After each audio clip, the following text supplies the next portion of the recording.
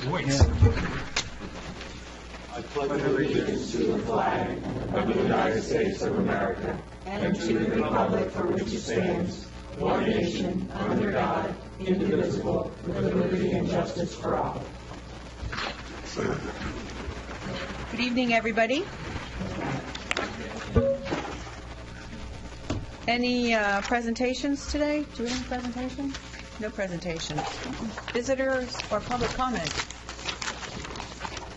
Now, don't everybody jump up at once now. The next meeting of this board is Tuesday, February 17th at 7 p.m. We're going to be closed on Monday, February 16th for President's Day.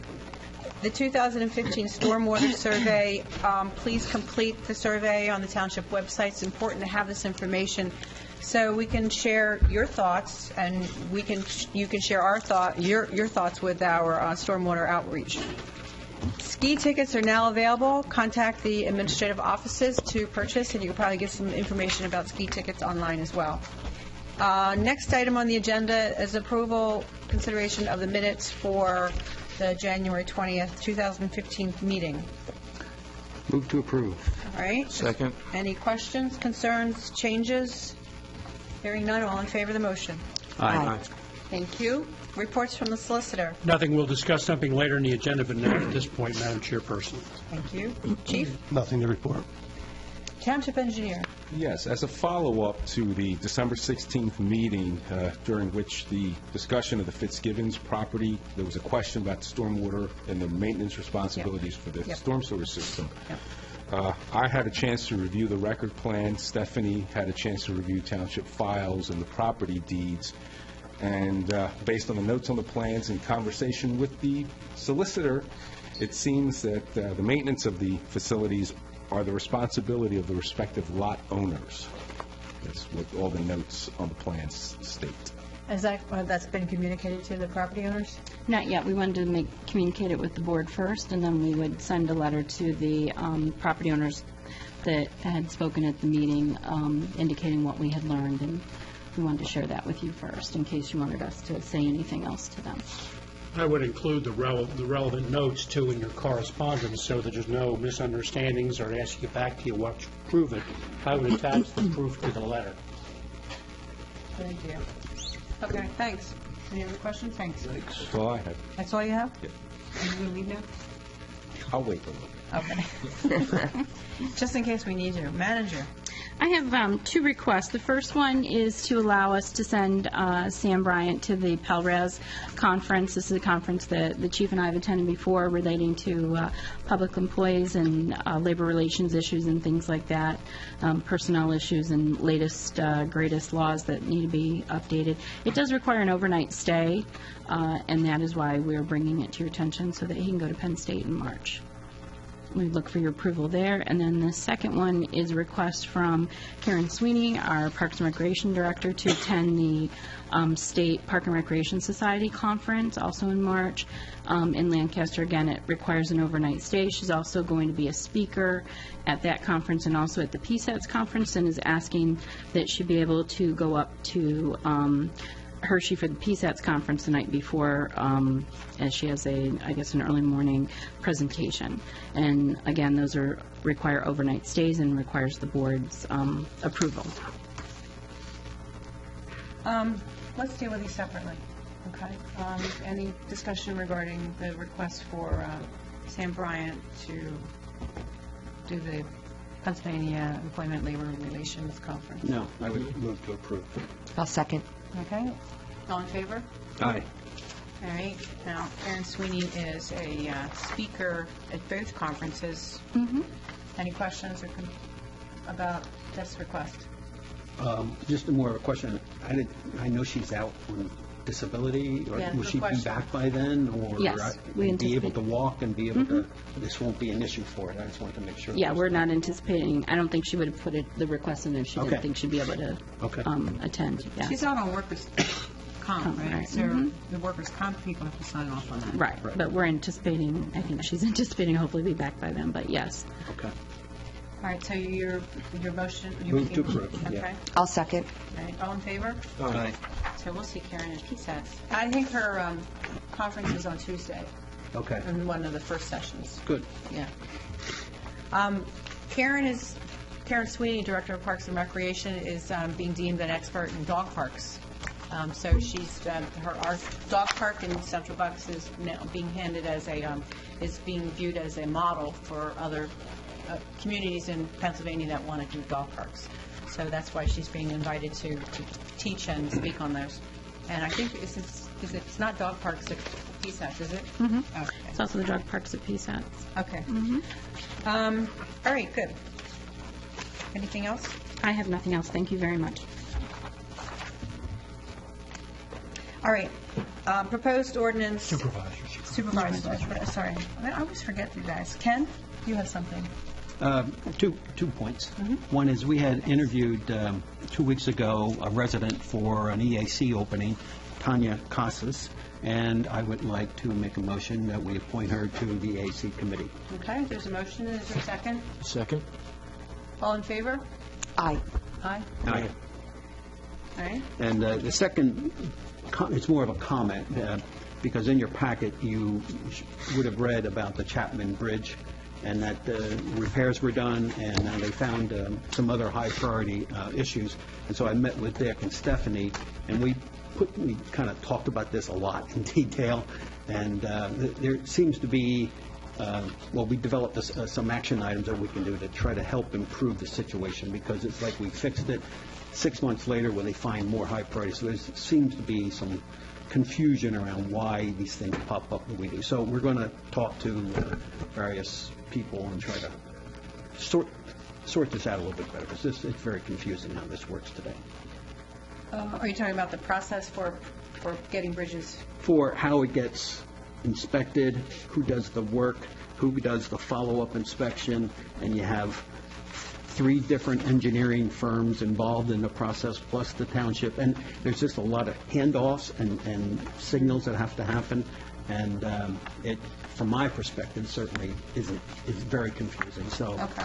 we're going to reach out and see what we can do to help Okay. improve this process a little bit. Okay, thanks, Ken. You have anything, Sean? Just one item.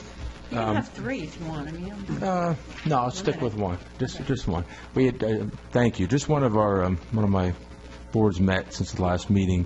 The Central Bucks Regional Aging Task Force met at their new location, which you heard us talk about the last meeting, approving that at the Central Bucks Senior Center.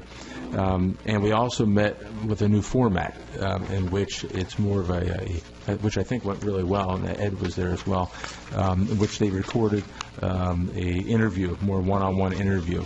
And Kevin Jameson handled the interview. And we had Mr. Orrs, the director of the Bucks County Area Agency on Aging. That's a mouthful. Anyway, it was great. He talked for about 45 minutes, took questions from the group, and you'll be seeing that eventually on DTV. And be meeting each month, doing that, having different guest speakers come out. That meeting is open to the public, too, if you wanted to come attend that meeting at the Senior Center. Right now, we're meeting at the library because the main room is being used for tax season. And just one more takeaway from this. 4 things that I learned about, really, that came to light at this meeting was that there's really a lot more going on at those centers than you might think. I mean, there's 13 senior centers in the county. Our closest one, of course, is Central Bucks Senior Center. It's at 700 North Shady Retreat Road. And but you can do different things. Of course, they know about getting a meal there. Often they'll do lunch or a meal. We were just talking about this. And of course, transportation, they subsidize, help with some transportation. A lot of volunteering opportunities for seniors. But also, one you might not think of is employment. Through Mr. Orr's organization. They help with placement and finding jobs and that for seniors. The one other thing that they asked us to, if we could convey to the public, especially if you find yourself in the senior category, is to pick up your phone. You'll see this in the interview as well. But pick up your phone and call your representative. They're anxiously waiting for the Older Americans Act to be passed. It's been on hold since about 2011. And you can learn more about that in the interview or contact them directly, either through the county website or through their office on Oakland Avenue. I'm leaving a lot out, but then you might have no reason to watch the interview, so. Okay. Okay, so thanks. tune into that. Thank you. Yeah, thanks very much. Some of that would be appropriate for our newsletter, too, having the report from the Aging Task Force. Okay. So think of things that you might want to write up. Okay. Don't mind. Sure. Do you have anything? I do. Councilman Gilmore. All right, next item, proposed ordinance to amend our park rules to be consistent with the Commonwealth of Pennsylvania Firearms Act. So we advertise this ordinance, and it's open now. If I may, just to give a little history, the township, along with a lot of other townships, had regulations in its park and recreation rules that you couldn't bring or discharge firearms on township parks or on township property. The Uniform Firearms Act always had language that said you can't enforce something which is enforced by the state, but our ordinance preceded the state adoption of the Uniform Firearms Act back in the, I guess, in the 70s. Well, recently the legislature adopted Act 80, which conferred certain rights on individuals and groups to litigate over the preemption issue and would expose the township to attorney's fees, costs, etc. And as you're reading the paper, most communities have reacted appropriately. At the board's direction, the chief and I sat down and met or discussed what ordinances we had in place that may be preempted. We found one location, which was in our park and rec rules, that said you couldn't possess or carry firearms on township parks or on township property. That requirement has been preempted, so I prepared an ordinance that would, the effect of which would be to remove that component, but still include the restriction you cannot discharge a firearm.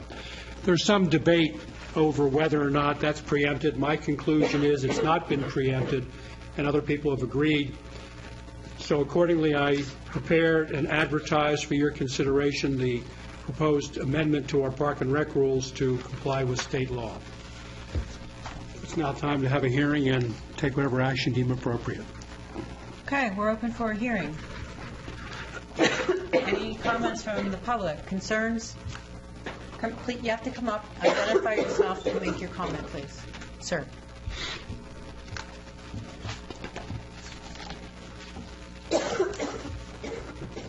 Joe Salvati. Hi, Joe. Hi. Even if that was rescinded, the discharge ordinance part, isn't it still against the law if you're doing something illegal with a We're not firearm? rescinding the discharge component. That'll remain in place. Right. So you cannot discharge a firearm on township property. But if somebody does that in pursuit of protecting themselves, Well, if there's self-defense, then that's a defense to a citation for that. okay. That was my question. Thank We you. hope there's not gun battles at the township parks where self-defense would become an issue. Okay, Corral. Anybody else have any questions or concerns? Members of the board? Anybody? Is there a motion to approve the ordinance? So moved. Second? A second? Yep. You good? All right. All in favor? Aye. All right, good to go. We're legal. All right, new business. We have a request to exonerate the tax collector from collecting a certain amount of money that's now going to the county of Bucks for collection. You're not really exonerating, she's just transferring these obligations to collect these delinquent taxes to the Bucks County Tax Claim Bureau, which is statutory, but she needs her books cleared off by all the municipal entities that charge taxes. That's why you call it exoneration. Okay.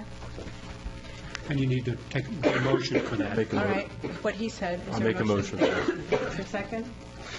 Second. You're excused from any more seconds. All in favor? Aye. Poor thing. All right, trash hauler permits. Give him, yes, I was just waiting for it to come on. Every year, we work with our trash haulers that collect in the township. There's no fee that we get from this, but we do still require license them, so we know who's in the township and that they follow our ordinances on times and pickup. And you have the memo from myself regarding the different haulers that will be able to pick up both residentially and commercial. And we'd recommend that we be able to issue them their permits for the year. Is there a motion to issue the trash hauler permits as listed in Stephanie's memo dated January 27th? Move to approve. Second. All in favor? Aye. Anybody needs a list of this trash haulers? There it is. You know who they are. You've seen them running around. Okay. Telecommunications Advisory Board term length. Based on the last meeting where the board approved the resolution, adding and expanding the TAB committee, it was recommended we put together a time frame as to how the members would be served that length of term, and I've outlined the way it could work and based on the membership and what did by seniority. So Kurt Kraus and Ed would receive the 3-year terms. Keith Peters, the 2-year, and the first vacancy that you filled, because we have 2 open right now, would be 2 years, and then the last one would get the 1-year term, if that's acceptable to the board, just suggestion. Okay, so we approve these term limits, but we also need to appoint these individuals to the designated term limit. All right? We do that one. Yeah, one motion. Is there a The motion? motion can be just to approve the appointments and consistent with the memorandum. So moved. I like it that way. Is there a second? Second. All in favor? Aye. Eagle Scout proclamation for Hewitt Horwath. Is there a motion to approve? Move to approve. He's Troop 6. His Eagle Scout Court of Honor is February 28th. Is there a second? Second. All in favor? Aye. Congratulations to Hewitt Horwath. It's wonderful. Bike and hike agreements from the Neshaminy Greenway Trail, Heritage Trail, and Lower State Road Trail. Tom is here, in case anyone has any specific questions regarding the projects. I didn't know if you wanted to say anything specifically. He does. You only get to talk once, you know, so if you have any reports later, this is it. Yeah. You know, it's another good year for grants on the Bike and Hike Committee. It's almost $1.7 million in grants. Yes. And maybe as you saw in the newsletter that DCNR put together recently, that Stephanie worked with them on, it was only exceeded by the city of Philadelphia in terms of the amounts. So What he's saying is that Doylestown Township and this area of the community area got more money for park trails than any other municipality in the Commonwealth except for Philadelphia. in the region, at least. Well, I don't know. I read it as the Commonwealth. I did too. Yeah. No one's going to call you on it, so say what you No, want to right, say. let's take credit for it. It's a wonderful article about our trails. It was I thought he did a great job. And He it's took linked it. to our website so everyone can read it. Yeah. I think that shows the interest that the state and other people providing grants has in the, not just Doylestown Township, but beyond Doylestown Township and the whole community here. And the article rightly points out that one of the reasons why we get the money is because of our cooperation and our intergovernmental relationships with the other municipalities in which these trails are being built. Yeah, and that's what it takes to get these trails that go from border to border and everything done these days. So. Okay, so what do you want? Well, we're looking for approval for the grants for Baker to assist us in moving these projects forward this year. And there are 3 different projects, as you've seen. And, they've given us 3 different proposals, and our recommendation is to retain Baker for those projects. And Baker's done a wonderful job for us for the last They few have, years. and Absolutely. Yeah. and particularly with the transportation-funded grants, we need help. Some of these other ones we've gotten through ourselves, haven't we, Stephanie? Yes, we have, But the transportation ones it's a real and we're dealing specialty. with on the Lower State Road, we're dealing with the PUC Right. and SEPTA. SEPTA, and they're very good at getting those meetings and connections and everything, so. All right, we can do all three in tandem? Absolutely. Is there a motion to approve the three agreements to Baker? Move to approve. Second. Okay, all in favor? Aye. Aye. We can do that without Ryan in the room, right? Sure, there's three of you voted that way. Yeah. So Okay. yeah, Thank you. if somebody else left, we'd be in deep trouble. No, I mean, Ryan stepped out. Yeah, for a Ryan minute? stepped out for Okay. that vote. Yeah. Okay. Ladies, you might think Yeah. of cough. She's, having a share with her cold. All right, bills list. Is there a motion to approve the February 3rd, 2015 bills list? So moved. Second. All in favor? Aye. Aye. Okay, boards and commissions presentation. Bye. Aye. Thank you for your service today. Bye. I'll be quiet when I walk out. All right, first presentation from Bike and Hike, Andy Clark. Welcome.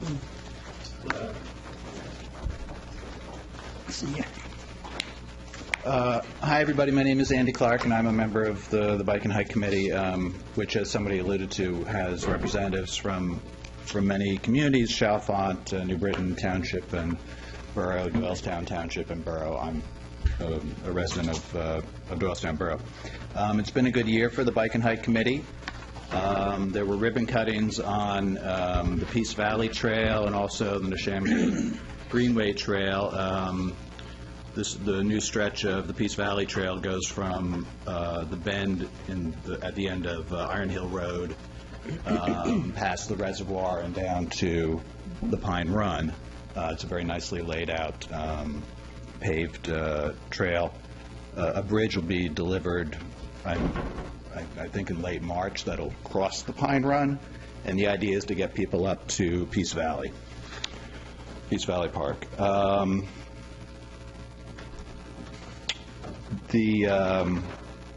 The township received 3 major grants for a trail system for next year. One was from the PA Department of Conservation and Natural Resources, the C2P2 program, $326,000 for Phase 3 of the Neshaminy Greenway Trail, which will take it up to the New Britain train station, providing some new pedestrian and bicycle access to that station. I think New Britain has also gotten a grant to take a trail down from Butler to that train station. Another grant is the Commonwealth Financing Authority awarded the township $182,000 for the Heritage Trail, which is going to be over near Coots Elementary School, and then a very large award from PennDOT. It's actually a federal program called Transportation Alternatives that PennDOT administers. It's a competitive program. There are 56 awards made statewide, and this one was for $792,000 to the township for a bike trail along Lower State Road to connect the 202 Parkway going up to the Y. And then you'd also have access, of course, to the high school and downtown Doylestown Borough. It would be a great connection from the Parkway Trail, which is quite popular, directly to the borough. It's going to cross SEPTA's railway line, and SEPTA, as Stephanie mentioned, has been very receptive to this and has been helpful and is going to be participating in that. So those are 3 exciting grants. One thing we did in September was host a Trail Awareness Day, which was hosted at the Doylestown Hospital, from which a number of trails and hikes went out. And it was well attended, very successful. We'd like to repeat that in fall 2015. We're looking at a date that won't conflict with Pope Francis's visit to the area. Yeah. So I know he's coming in late September, so we'll have to look at that. But we'd like to replicate that. And there was also a kiosk erected at the 202 trail where it meets Lower State Road, where information and maps are available it's a nice thing for the community. And that's been our year with Bike and Hike. That's some year. Thank you. Yeah, very successful year. Congratulations. Thank you. Awesome. Good stuff. Thank you. Thanks.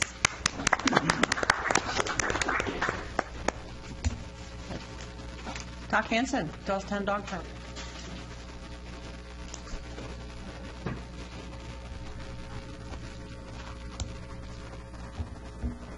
Well, I've got some information for the Doylestown Dog Park for a recap of the year.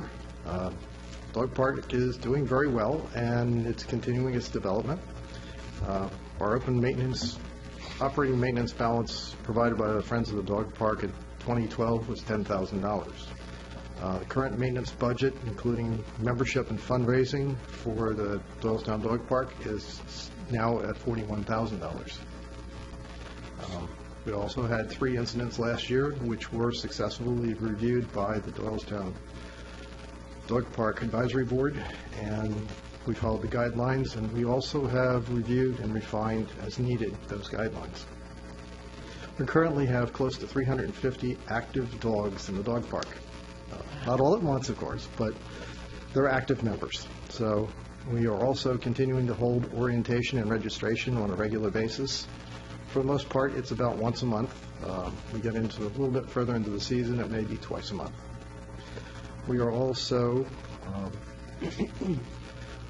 pleased to say that our last registration and orientation was January the 10th. We had 27 people attend. We had 11 families sign up, and it's generally 2 people per family. So the bulk of the people who attended registered for the park. That's probably our biggest showing since we opened. For those of you who don't know, the park opened in 2012, and we are now into the beginning of 2015, so we're kind of excited. Last year we had the first annual Barkminster Dog Show at the park, which was a lot of fun. We are going to do that again this year, and at this point that's scheduled for May the 30th. We're also looking at a microchipping clinic, other activities for the dogs, lure coursing, and all the funds that are raised are going to be used to improve the dog park. Halloween is another annual tradition. It used to be here in Central Park, and now it's been moved out to the dog park, and we're looking forward to doing that. Last year it was on October the 18th. We have not established a date yet, but we're looking forward to it. And lure coursing, if you're interested, is available Saturday mornings on a fairly regular basis, but you should check the website to make sure that it's going to happen. Some of the things we've done in the past year was replace worn benches. We've addressed drainage issues, minimized muds in certain areas, added some drinking fountains, and we're currently resting the small dog park grass because of the activity level and utilizing the rotation area. So there's a sign that tells people that the small dog area is now what effectively was rotation. But that was what its original purpose was. Our focus for 2015 is to raise funds for shade structures in both the large and small dog park areas, get more member involvement for the events and activities of the dog park. Then some of the things that have happened for us. The first annual Top Dog Award for Canine Community Service was given to Roxy Reading this year. They were a lot of fun. If you get to experience a Roxy dog, they're really nice dogs. They're also, as previously mentioned, Parks and Rec's Director Karen Sweeney will be participating in a panel discussion about dog parks with PA Department of Conservation and Natural Resources. And our dog park and its membership application and orientation program is considered one of the best in the state. So that's quite an achievement for us.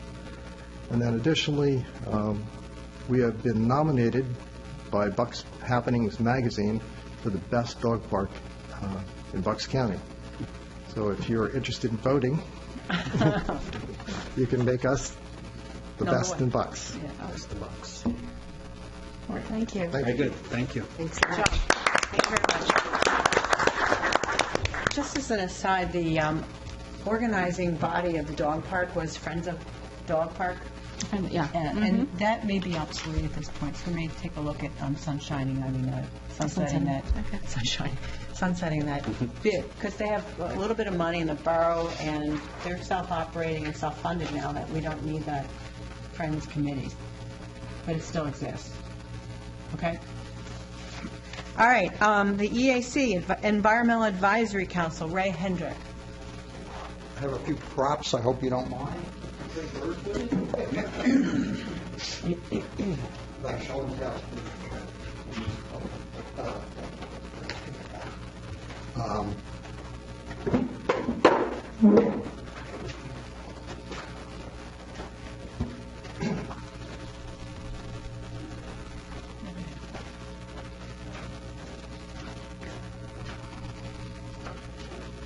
I'm Ray Hendrick, and 2014 was an exceptionally good year for the EAC committee. We were very fortunate to initiate several projects. One, the native plant garden, which I hope many of you in your hike around Central Park have seen the work started. We presently are overwintering many wildflowers, trees, and shrubs to go into the garden as soon as the weather permits. And we've got a scout going to prepare a path through it, signs, so that people will know what the native wildflowers are, and we're looking forward to that. We have, at present in the township, 52 in the Central Park and the park system, 52 bluebird boxes up. There they are. I hope many of you see them as you hike or ride your bikes. And we're going to extend, now that we have new trails, and they're excellent, nice habitat, especially along the Chamonix Creek, going up to the sewage treatment plant.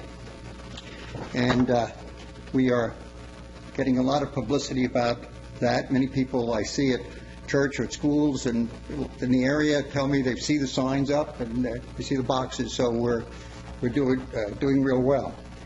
A project that we're starting is this Monmouth one here. This is a box built primarily for screech owls and kestrels. The kestrel is the smallest falcon in Pennsylvania, and the holes, the set depth of the hole to the floor, all of these are required in order to get them to nest. In regard to the kestrel, last month we competed against 24 other townships in the county and received a $1,500 grant for a bird on wire program. And we were very happy to get it, and looking forward to working with other EACs.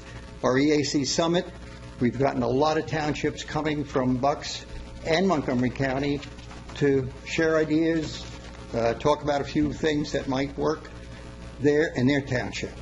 The morning bird walks, you have them in front of you. Mm-hmm. We've gotten a lot of response from the residents to come out. I'm going to be leading the spring one, and these would not be possible without the cooperation of your board and all the members and the clerical help that we get. Also, the signage for Hart's Woods last year, we were back and forth, up and down about it. Mm-hmm. It's been done, and I'm pleased to report that we did have singing male wood thrush and ovenbird singing from those woods. Hope they come back. They make that long trip back from Central America and might nest this year. So that's an ongoing project. It's a lot of activity, but I don't want to go by without saying, in addition to our board members, we've been able to recruit residents. One gentleman is not here tonight. He was in the hospital when we spoke last time. Bill Mount, who lives on Turk Road. Maybe many of you know. Bill is a master carpenter, and he never says no. And if he says, Ray, you need a couple more, let me know, and we get them built, put them up. The demonstration garden the people who come, even from outside of our township, to volunteer because they want to get people to understand the value of native plants. So it's very active. Also, the Screech Owl and Kestrel Project, Hawk Mountain Sanctuary outside of Reading, is instituting a statewide plan to try to install more of these boxes to increase the population of these small falcons. They're in big trouble. I believe. Oh, and the EAC hour on our channel. We've got some great videos on soil, pollinators, bats, birds, you name it, we got it. Again, thank you for your cooperation. Couldn't do it without you. Thank you. I have a question, Ray. Would we see the little falcon on the bird walk in the spring by chance? Very possible. Possibly? That box I would like to put up in the meadow. Well, get what I'm talking about. If we can get approval from Mr. J to get it up, you might see them. Yes. Ray, one other question. Before the Bluebird box program started, what percentage in growth have you seen? I mean, what was it before you started compared to what you see today? The bluebirds, when I came to Bucks County in 1955, they were a species that were hard to find. They really were. The competition from starlings, house sparrows, people doing a lot of removing, farms were going, the hedgerows were going, all the hollow trees, snags were being cut down and removed. And so I remember we did an Audubon Christmas count, the first one in central Bucks, which was a 7.5-mile radius circle, and we had 2 birds all winter. 2. As a matter of fact, we had more ring-necked pheasants than we had bluebirds. So wow. You know what happened to the ring-necked pheasant. But the addition of the boxes to prime habitat and the hike and bike path and the 202 Parkway, where those boxes are, is excellent habitat. Of the 14 boxes I built and installed over there, we had 12 occupied in the first year by bluebirds. Wow.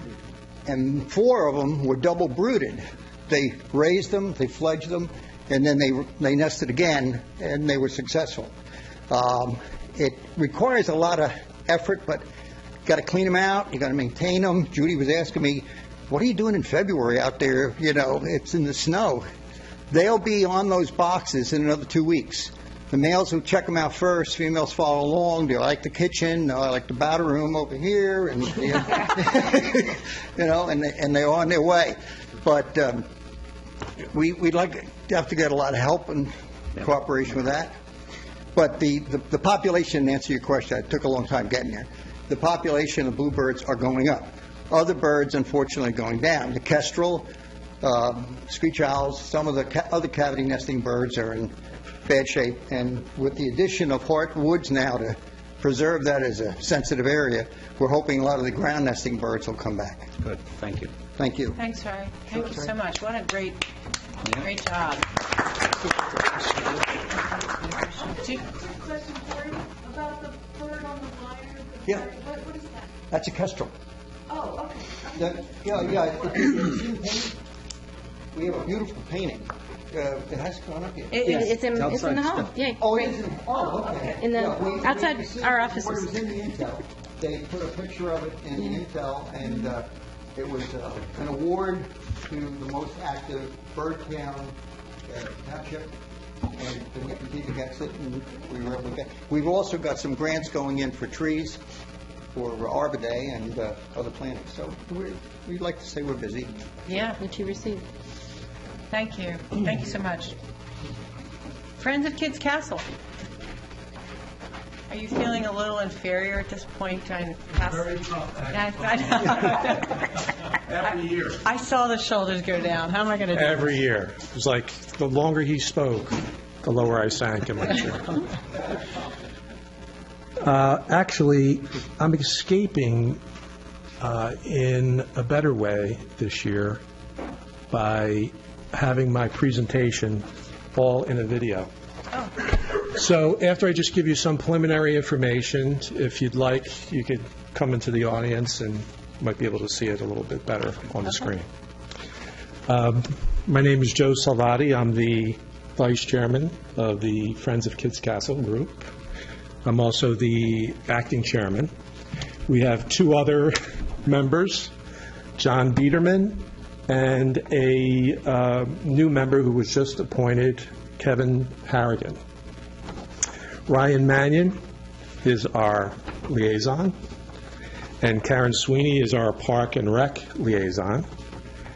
And Stephanie Mason and Dick John always come to our meeting, and they're actually very key to our progress going forward with Kids Castle, along with the entire township. We couldn't do anything without the township. We also have some loyal volunteers that aren't part of the committee that are ongoing support for us, and some businesses who provide in-kind services. Our meeting time just recently changed to the fourth Monday of every month, and it's at 12:30. So if you want to have lunch, come to the meeting. Do you serve lunch? Yeah. Oh. Put on a little apron and pizza. He does bring cookies to the meeting. And cookies, too. That's true. So other than that, if we can turn out the lights, I'll turn on the video. Can you see? Yeah, Can I you can see? Yeah. Hopefully it'll work.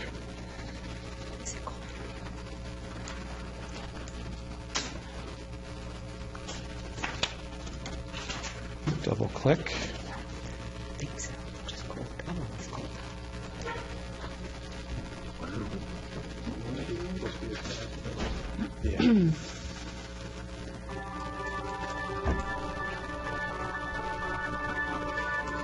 So right now the sound's not coming out. Yeah, it is. Yes, it is. Yes, you can hear it. It's not going through the feed, though. A little help with the audio? Ed, the sound's not coming out. Okay, he told me, so it's not his fault. No, That sounds about right. I'd like to blame him, but you can't. I can't. Thank you, Ed. All right, false start. You're going to have to see that pattern again.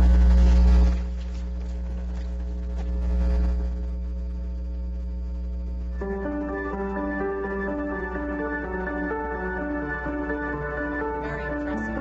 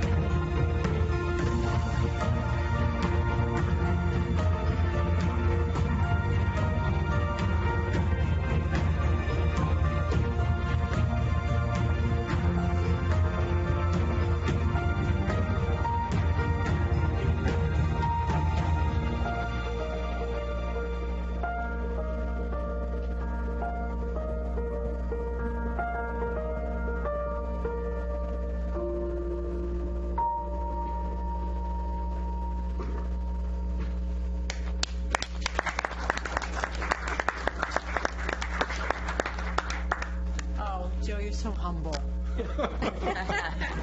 That was awesome. It was all the bird guy's fault. I had to figure out something to beat him. Any questions? See how inspiring you are, Ray? That was awesome. Thank you. Any questions? No. That was it? Yeah, that was wonderful. That's wonderful. Thank you. Absolutely wonderful. We'll put it on. Can we put it on the TV show? DTV? Okay. I think it's worth seeing again. Thank you. That was awesome. great. Thank you. It was fabulous. DTMA. Who's here first? Dick. All right, Dick.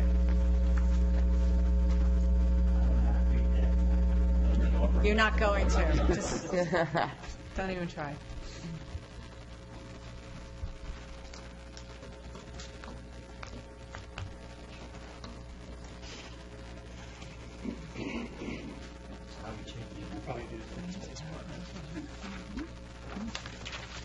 Sounds so easy. Okay.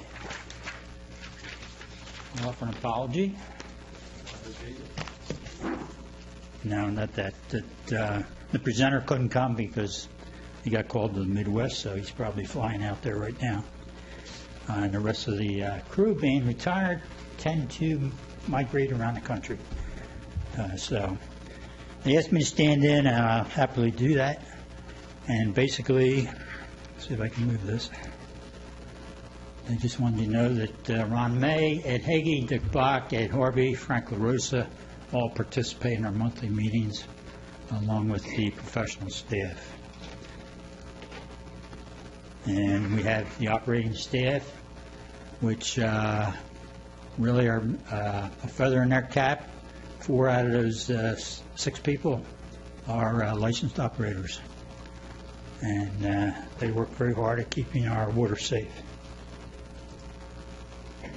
State of the financial condition, the authority is financially sound in terms of the capital side of the operations.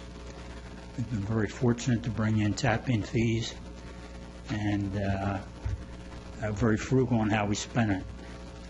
The area that we're having some problem is in the operations side, and it's getting very difficult to hold down cost and to continually have the proper funding coming in without price increases.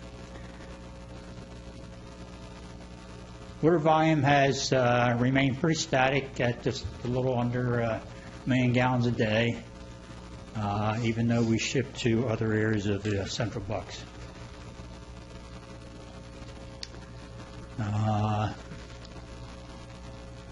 And some of you may know that last year we reached a 25-year end of a tri-party agreement with the borough, the township, and the authority.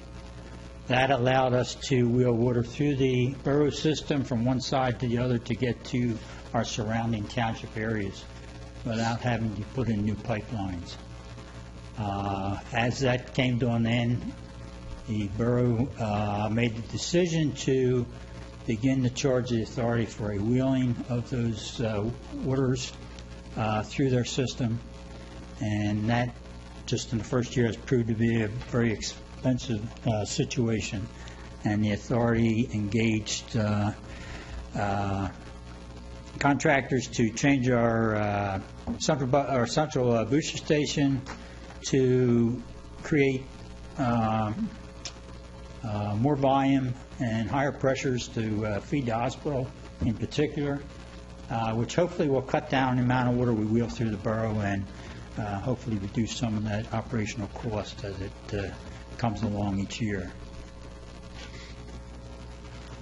Our customer count is a problem area.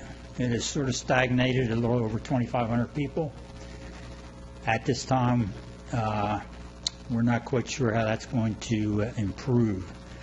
And obviously, without our customer count going up, it's difficult to continue operations as the cost for operating goes up. Some of the areas that we added this past year was Carrickchillup and Plumstead Township, good-sized development with over 400 homes. Bailey Square, Casabella is to come this year. Doylestown Green is under construction with about 25 homes. The Enclave is upcoming, Stone Barn Manor, and Silver Maple Farms will add a few more customers to our count. Cross Keys Water Service District is still in the news to the extent that after many months of negotiation and chasing the ISO around, we did get approval to tell customers to approach your insurance company and see if you can get a reduction if you're in the Cross Keys area. You have to have meet certain needs with fire hydrants, flows, pressures, things like that, and we meet those. So it should be quite a money-saving situation for those in Cross Keys. But it was quite a trial to get there. Now the authority's back again, seeking some type of a partnership for mandatory connections. Unfortunately, lacking that, we have found out from our own experience we cannot get customers because they have such good wells. So we can't convince them to come over to the public water system.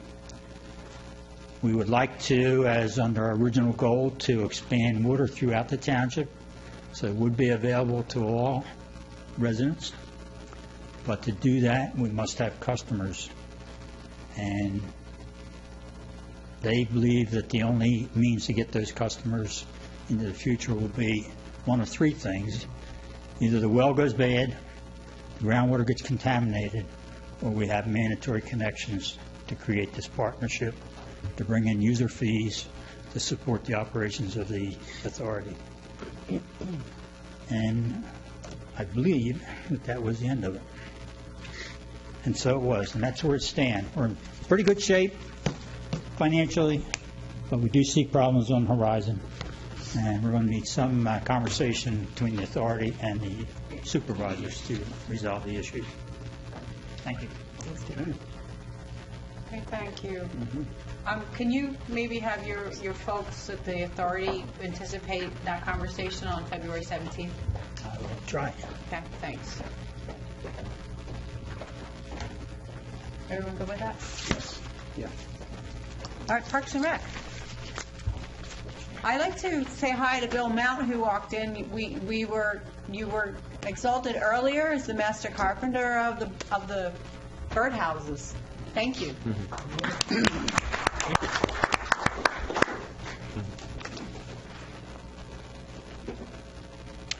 Hi, John. Good evening. Parks and Rec has a lot of balls in the air, pun intended. We thought for this meeting, though, we'd focus on our largest project coming up, which is the new band shell scheduled for our amphitheater. Uh-oh. There you go.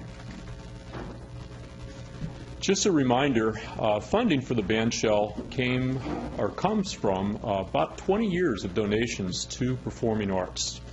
The band shell is expected to cost, with all of the improvements in Central Park, somewhere around $136,000, a little bit less than that, which is the amount of our savings. Just to remind everybody, there are no current or future tax dollars used for construction. Some of the things that we know that we can do with the band shell right away, we have our current concert series, of course. We've got 2 or 3 concerts scheduled already this year. We could very well add additional concerts. We think that that's a strong possibility, maybe even this year. We have a lot of special events, some of which are outside, some of which are inside, that we may bring outside. But Touch a Truck, Kids Castle events, so we have runs and walks and the car show. It's a good central location for speakers and awards and announcements, something that we never really had before because our aging portable band shell, so to speak, is on its last legs. A lot of opportunities for group fitness and dance, outdoor boot camp, early bird workout, workout Wednesdays, dancing, tribal belly dancing. Somebody sent me that. I'm still a little skeptical about that one. But square dancing would be a great, this would be a great opportunity for square dancing. A lot of nature programs. Ray, I hope you're paying attention here, because I think that there could be a lot of possibilities for your committee, too. New activities. Family fun. We have a family fitness day planned for this fall, and another opportunity, maybe my outdoor movies. We'd have to kind of look at keeping the park open after dark, but we may be able to work that out. One of the most important things is rentals, school music shows, concerts that are not necessarily sponsored by the township, plays, reunions, graduation parties, birthday parties, business meetings, even weddings. Some of our benchmarking led us to understand that some folks actually like to get married in the park. Nice park, nice place to get married. Rehearsals and lectures, award ceremonies from the community. More group fitness, Zumba in the park, group yoga. I might even do that. Pilates, this just allows for hundreds of participants at regular classes. Performing arts, some of the things we've already mentioned. We may have a return of theater camp, which we discontinued a few years ago, but now we've got a pretty good place for it. And other kids' activities. Symphony orchestra concerts is something that we haven't really done in the park, but that's now possible, and other live performances. We know that there are opportunities for partnerships for other nature programs. I mentioned some earlier. Community events. CB Cares is looking for a place for a Y2C performance this year in the spring. We may be open for that, so we'll have to take a look at that. But that's just an example of some of the things that we can do.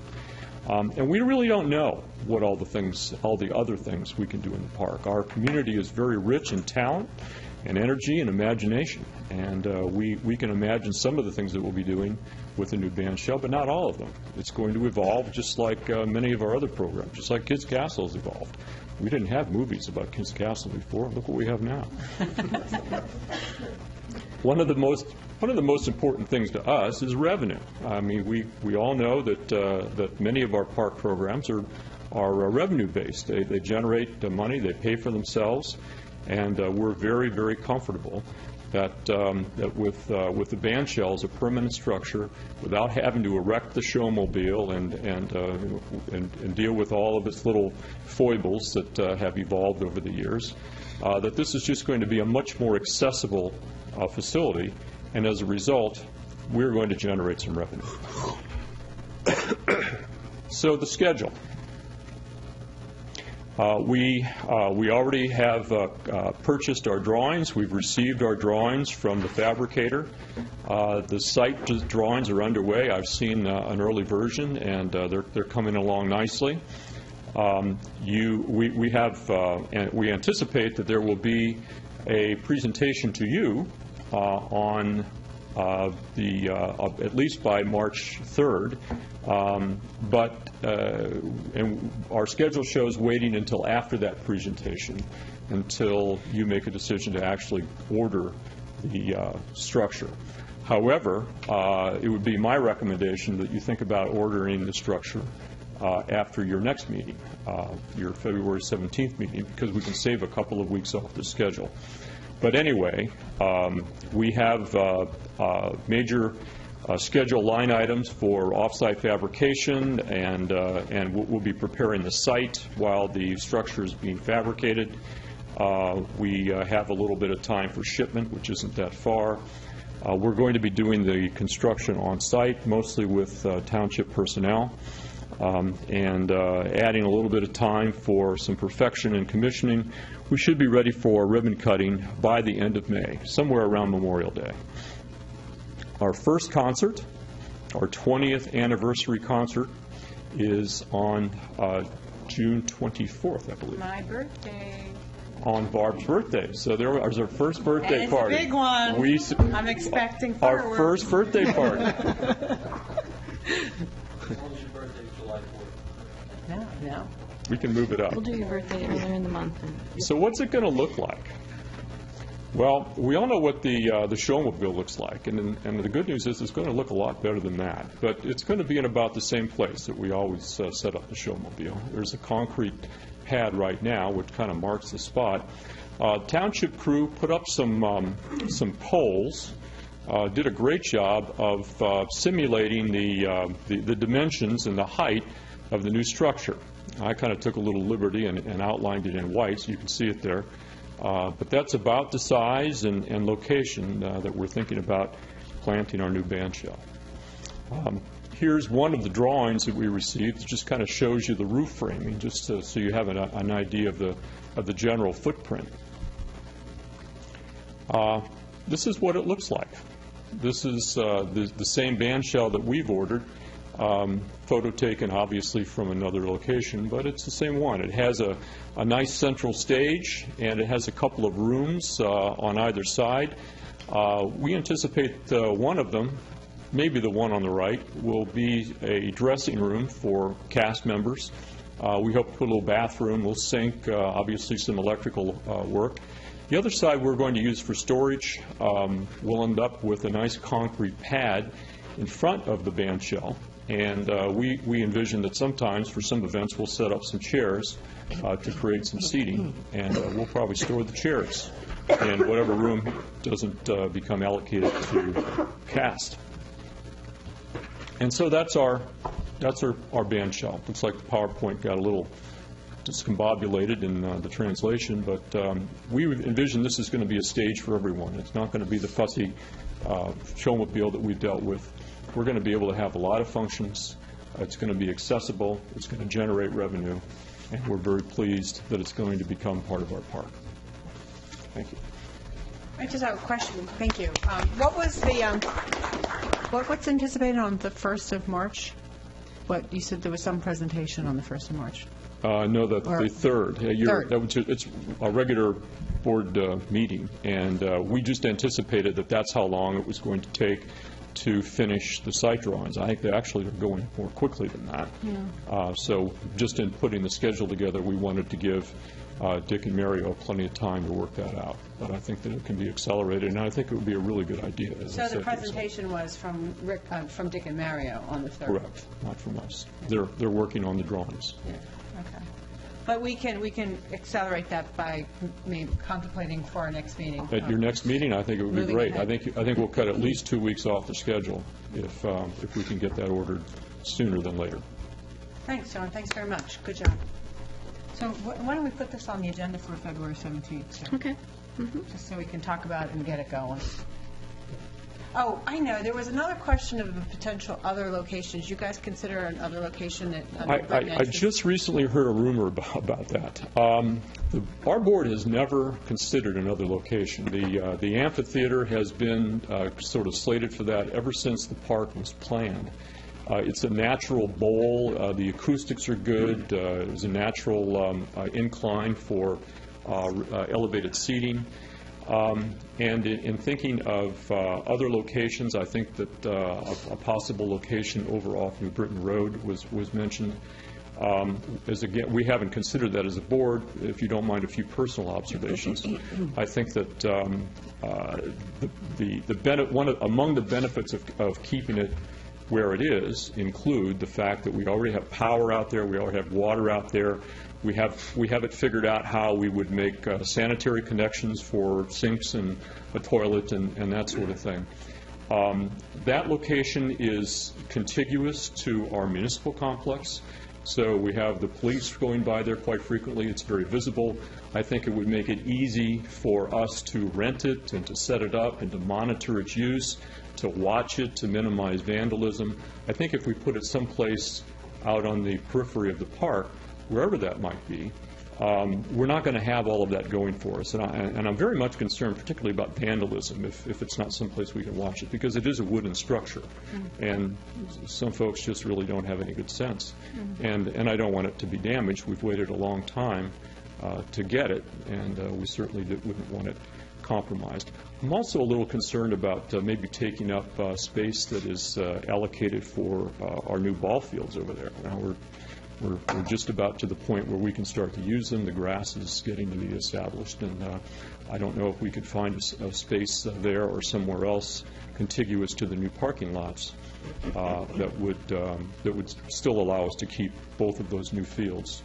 And I don't think I remember, maybe there might be a hill going up to Hart's Woods, but I don't know that there's the topography over in that part of the park, or really anywhere else in the park that's so conducive acoustically and just physically to an amphitheater. So, I mean, those are just some thoughts off the top of my head. Thanks, John. Okay, and now the Planning Commission. Judy Hendrickson.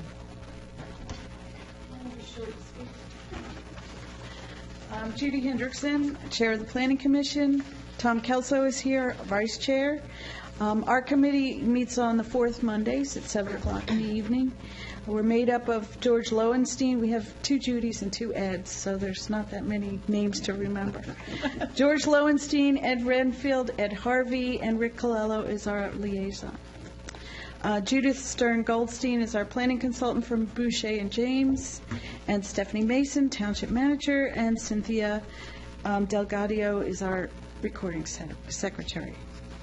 The Planning Commission will continue to support our ongoing and new projects through work closely with the community and other boards and commissions, as well as the Bucks County Planning Commission. We're working with Del Valle University and the New Britain Borough Joint Planning Commission on the University Corridor along Butler Avenue.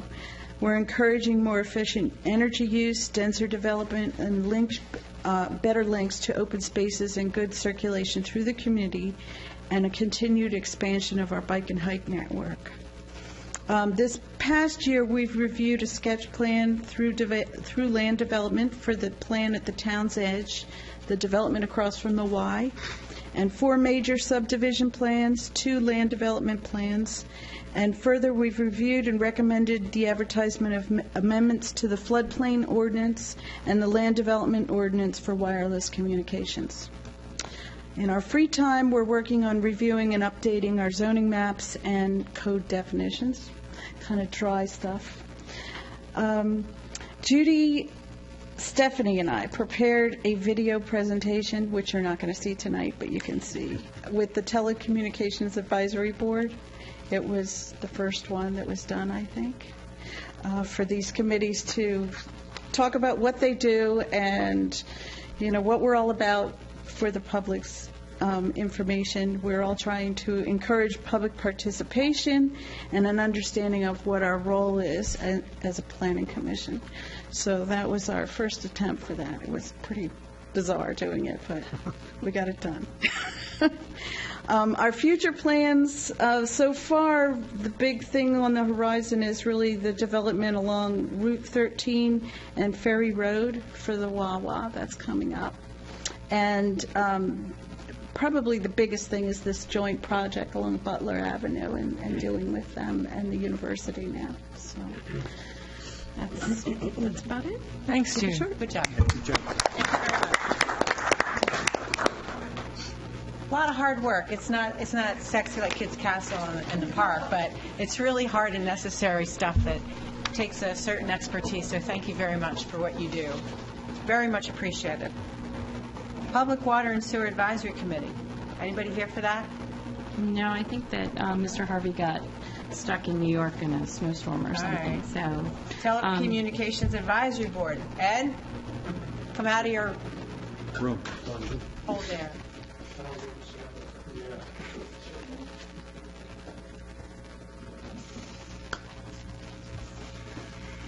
Hi, everybody. Hi.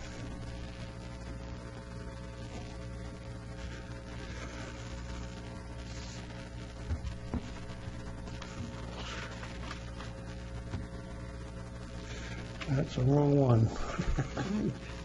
So we won't use See that Kids one. Castle again? I could maybe present that one, but reading is not my strong suit, apparently. There we go. There you go. There we go. All right, I will try to make this brief. I know it's a long night. We are the Telecommunications Advisory Board. Our mission has not really changed, but expanded, and these are the basic things we do. We fundamentally work on communications issues, and we oversee the operations of Doylestown TV.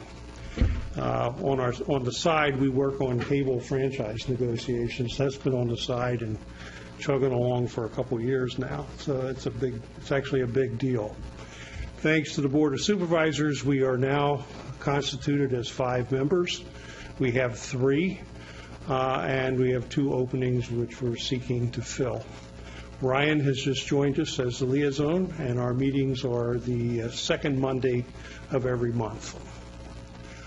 I tried to summarize as best I could what we got done in 2014, and the fact of the matter is that on the things we can measure, things are better. We've talked in the past about web streaming, and once again, the users went up. We went up from 3,000 users on the web to 4,000 users, and from just under 12,000 to 14,000 views. And just understand that the only thing that we stream on the web is the Board of Supervisors meetings. So Woo-hoo. People are still excited to go there to do that. Social media has been a new task for us. I guess it started a year and a half ago, and we went over the course of the past year from having 400 followers on Twitter to 1,000, and Facebook likes are up from 360 to 900. I hate to tell you this, but the thing that makes all these numbers go up is emergencies, and once they go up, they stay up, and then they keep growing. So our reach is actually pretty good, and we're still looking to make it better. And hopefully Ryan has brought some social media experience that will help us. We also have a big focus on the content that's on Doylestown TV. If you think back to 2008 when we started, we were a channel that had slides on all day, and we then added 2 hours a day, 2.5 hours, 3 hours a day of Board of Supervisor meetings, and we've gone from that little bit of video content in the 6 a.m. to 12 midnight time period to now 40 to 55% of the day is spent with video content in all kinds of areas. We have the EAC, as Ray has talked about. We have the Planning Commission video that was just mentioned. We have lots of different topics, and we are now, at one point during the course of this year, 2/3 of the day was filled with locally produced or sourced videos. As you'll see in the 2015 plans, we are trying to get that to about 75%. We think the less we can show of slides and the more we can show of active videos, the better we'll be. Some of the new programming, Planning Commission is right there on the top of the list. Who we are, what we do is the first in a series of interviews with various committees to get some understanding out to the public of what these groups do. From a traffic perspective, we have 6 PennDOT videos that are on. That's all really good, but they're all about 3 minutes in length, so they don't take up much of the day, and we're looking to find some longer form videos if that's possible. And we do have a plan for an interview with the traffic group to do a who we are and what we do type of interview. Parks and Recreation, we have 9 videos, including a Kids Castle prize winner, which I think will get mentioned at a Board of Supervisors meeting one of these days. And we have a plan to record Ray's bird walk in the spring and get that up on there also. Bike and Hike, we did put together a trail awareness ad, and we did capture footage from that day. We also plan a who we are, what we do, and some focus on bike and hike trails that will enable us to educate the public on what these trails are. Turning the page to technical operations, we put the first piece of an emergency internet failover capability in place. What that all means is that in Hurricane Sandy And in the ice storm last year, Comcast service went out in a large part of Doylestown Township, including here to the township. During that whole period, our connection to Verizon in this building stayed up. They have different geographical path to get the signals here, but that path existed. In fact, I came in here to go on the internet because that was the only way I could get anything. I didn't have a smartphone at that point. So we have reconstituted the network with the help of Ron Rossi, the township computer person, to implement a failover in the event of a complete failover. I say it needs more work because rarely is it a complete failover. There's a lot of partial failovers, and we need to make this much more useful. The goal is to have the township be able to communicate in as many pathways as possible, not lose email, not lose a lot of essential services. Also on the technical side, we always are involved in upgrades of the equipment we've got and maintenance. From an organization perspective, we identified the need for, recommended an increase, and thank you, you agreed with us. And now we believe we can use 5 players to get more things done. We have lots of ideas of things we'd like to do, but we just don't have enough hands to get it done. And we continue to work on the Comcast franchise renewal agreement, which is not yet completed. 2015. First and most important to us is to fill those 2 positions, additional positions, and get those people to work helping us, particularly in the areas of social media expansion, and to keep us going on the path of adding more professional video content as we move into the future. Very important, we need to get this Comcast franchise renewal negotiation done. I think we're actually pretty close. We still have some issues, but we seem to be narrowing them at this point, and I think there's a pathway to getting it fixed. From a programming point of view, I just want you to know we measure this every month. Every time we meet, we look at what the percentage of content is that is not billboard. And we would like to get to that goal of 75%, which is down there in the end of that section. We need more content from the police department, if that's at all possible. Right now, we have just 1 video that relates to the police department. Bike and hike, the monthly trail interview, and we need to complete the trail awareness video that we have the rough footage on. Traffic. I've already talked about the long form for outside videos, and we're going to keep looking at PennDOT to see what videos they can give us. There's general interest videos. We have 1 up from the Doylestown Historical Society, which is Henry Guile, Intrepid Explorer. It's an excellent video. They have more, and we just have to get down there and talk to the people, and they'll make them available to us. From Parks and Recreation side, we want to make sure that all our events are advertised on the channel. We've done that sometimes, but I would like to do it more consistently, and we certainly want to do the bird walk video. We need to upgrade or increase the amount of stuff we have on the channel about emergency management. We have 1 video from the county. It's not tailored to us, and Sinclair has indicated a willingness to work with us to put something together that is more tailored for our needs.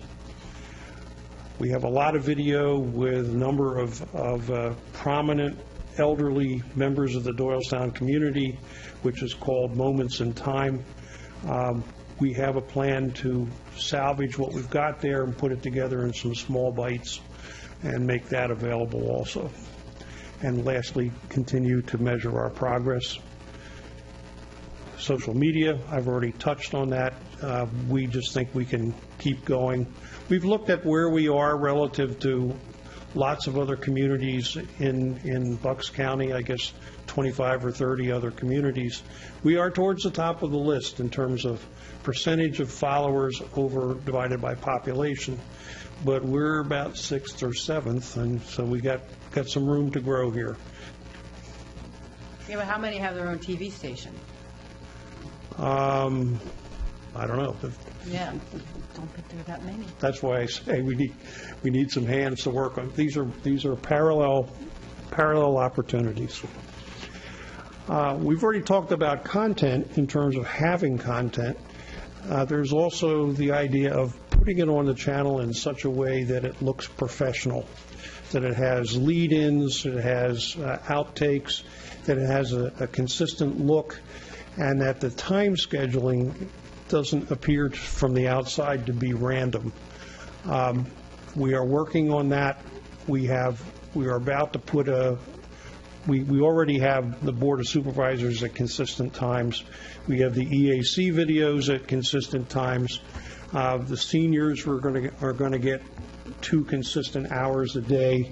And we basically have divided the day up into bits and pieces, and we're going to try to keep the scheduling in those time slots, and we're going to try to have everything with lead-ins and exit slides and everything kind of grouped together. The way we had to schedule it before was we had a lead-in, then there'd be some slides, advertisement, then there would be this video, then there'd be some more slides. Right now we've changed our technique and everything is clumped together.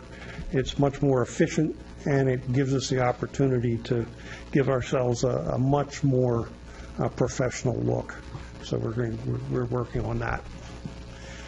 Recommended emergency communications plan for the township. I talked about that earlier. We want to leverage the dual internet port that we already have. We need to train designated staff members on how to use that when we have only a partial failover, so they know to recognize it and know what to do. We need to find out what functionality, for example, communications with police cars, goes away when we move from a Comcast port to a Verizon port. We need to identify it and develop a plan to mitigate that. And there are ways to do lots of these things, but we need to do the proper network study to make that happen. And we're signed up to do that. And we also want to add missing communications pathways. You said we have a TV channel. We very rarely, if ever, have put an emergency message on the TV channel as a billboard, which we can do remotely. We have the capability to take the same things that we're doing on Google Group and other groups and stream it across the bottom of the screen. And we just never have linked all that together. That's something to add in. Text messaging is another thing that we're studying. I believe there's some people who had experience in a recent emergency that when the emergency was announced, everybody reached for their smartphone to see what they could find out. Text messaging might be something we should consider, and clearly social media. The last two, we are participating in the building renovation project, and it says here to guide the meeting room design. We're, of course, interested in the whole thing, but we very much like to make sure that the meeting room design is done just right. And then ongoing technical upgrades, equipment maintenance, documentation.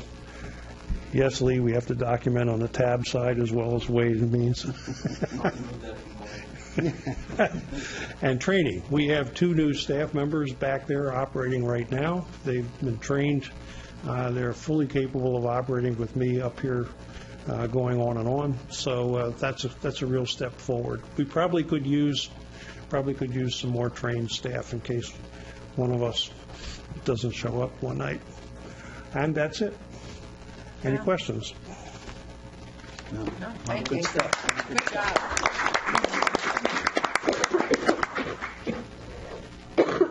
Thank you very much for all your work, Ed. You're welcome. Traffic Advisory Committee. Is anybody here from that? Is Mark here? I will pass on that. Ways and Means. Would that be you? That's you. Welcome.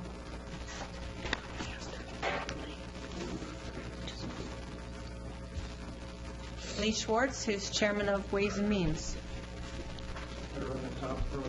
In the top here. There we go. And you have to go full screen once you get it open. Gotcha. There. I think we got a sensitive spot. There we go. Now, go to slideshow or wherever. Start from current slide.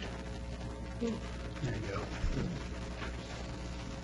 Good evening. Again, I'm Lee Schwartz. I'm here on behalf of the Ways and Means Committee. I guess I better thank Joe Salvati for raising the bar on all these presentations. You made PowerPoint look so yesterday.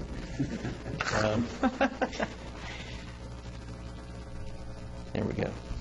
Our purpose remains the same. We provide information and ideas to help the board and the township staff make the best possible decisions to safeguard the financial condition of the township. And what we do as advisors, because that's our role, we track revenue and spending versus the approved budget. We monitor the fund balance availability versus how much township plans to spend. We try to show the multi-year impact of decisions that we make today so that timely corrections can be made for the future. We recommend actions to improve the procedures, limit liability, how we use township assets effectively, and try to help deliver maximum value for the taxpayer dollars. And lastly, we develop prudent financing strategies when appropriate. We are advisors. We can only recommend. We don't make or change policy. We do not assume any of the duties or responsibilities of the township staff. We do not enter into any contracts without the approval of the board. And the board sets the budget, which determines desired spending and the taxes to support it. The objectives that we met in 2014 pretty much cover everything we set out to do. We began a series of quarterly newsletter articles about finances. We felt that communicating with the public was very important to try and make the budget process as open and transparent as possible. We had a page added to the website with links to the articles that we wrote and some other pertinent information. Last year, we created the framework for capital project management and progress reporting. We focused on completed projects with tracking of associated grants and other funding sources. We worked closely with Dick and Stephanie and Ken Wallace to develop the framework for that last year, and we plan to do more on that this year. I think, is that a remote message from you saying you put a bug in this or what? I will. We developed a single-page executive summary, and a lot of that was done mostly by Ed Evenbach, the previous speaker, who served us extremely well on the committee. We've made it available monthly for the board and the managers, and it makes it much more easy to see the financial position at any point in time. We made our first quarterly financial update presentation at a board meeting last fall. We plan to resume that in March when the 2014 results are in. For 2015, the things we'd like to work on start with extending the budget planning cycle with scheduling a spring pre-budget meeting with the board. We think that it'll offer an opportunity to set strategic priorities earlier in the season by identifying our constraints as we see them at that time and look at the potential trade-offs. And hopefully that'll help provide guidance to the staff and allow sufficient exploration of budget options when it comes time for them to actually develop the budget. Secondly, we hope to provide perspective on the budget trend over the next 5 years and help the board develop solutions now that will address the long-term spending and revenue issues that we happen to see. Next, we would like to standardize the capital project approval process to make it easier for the board to consistently evaluate the cost and merits of each expenditure. To do that, we will develop a project analysis template, which would request that the information be provided, such as the purpose, the estimated costs, source of the funds to complete the project, and the justifying benefits as a requirement for submission to the board for consideration. We would also monitor projects in development, which means take a look at future projects on the books and what impact they might have on the budget in future or outlying years. We also look forward to helping the board carefully weigh all the objectives, the justifications, the options, and financial implications of doing needed renovations or actually undertaking a new building construction project as the future needs of the township are addressed. We continue to refine the capital project work and process tools that also address grant funding, the timing of those grants, available fund balances to match, and take a look at longer projects that overlap prior and future budget years. We've worked with Dick last year in particular to try and look at balancing internal capacity versus outsourcing so that we come up with an optimum cost and complete more projects. To Dick's credit, I've certainly been up here before where I said our history would say that we only do 800,000 in projects a year, which was true for several years. Combination of Dick's efforts and the outsourcing last year, he was able to accomplish a little over $2 million worth of needed projects, which made great progress on the list. Nice work, Dick. And the last item that we continue to do that Ed alluded to in his earlier presentation was document our standard project operating procedures for the budget model administration. So much of it is in Dick's head, we really need, or excuse me, in Ed's head, and we need to get that down on paper so that anyone can come in and pick up the pieces if necessary. And lastly, as always, I try to advise everyone to get in the loop. There's important decisions always coming. I invite you to join us the last Wednesday of each month at 7 o'clock. The first item on every agenda that we do is to welcome guests. Unfortunately, we rarely get to welcome any. Come out and get a better understanding of how your tax dollars will be spent. We look forward to sharing your ideas. Participate, and I really encourage this, participate in the special budget work sessions as they occur with the board, usually in the fall, but we're trying to extend that. Watch replays of the Board of Supervisor meetings on DTV, join the Township Google group, and visit the Township website regularly for updates. Any chance I'm the last presentation for the evening? You're not. Oh, that's too bad. Sorry to disappoint, but thank you for your attention. Thanks, Lee. Thank you, Lee. You're welcome. Do really smart stuff on that committee board. Thank you so much for your work. Very dedicated. You too, Ed. All right, last is on the zoning hearing board from Drew McPherson. Drew? Good evening. Good evening. As we've said in the past, ours is a little different than some of the other boards, most of the other boards. We've had 6 applications this year. Most of them are minor in nature. They deal with setbacks, extension of nonconformity, in-law suites, as dictated by the ordinance. The most significant is the one that's currently ongoing. I know some of the supervisors have been at that hearing. The meeting room has been packed the first 2 nights that we've had the hearing.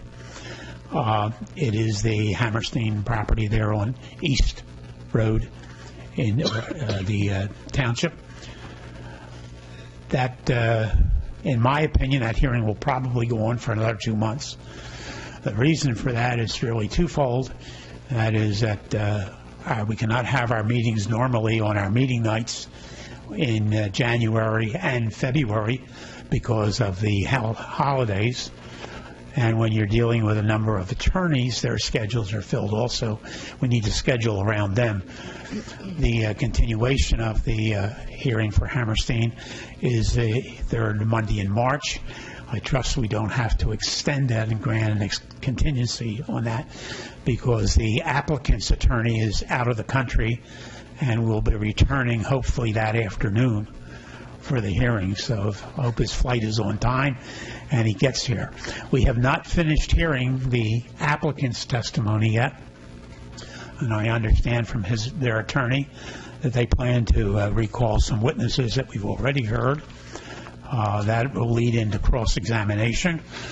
We have not heard from the attorneys for the golf course or for a neighbor who is contesting the application, nor have we heard from the township solicitor, and they each have some witnesses to present.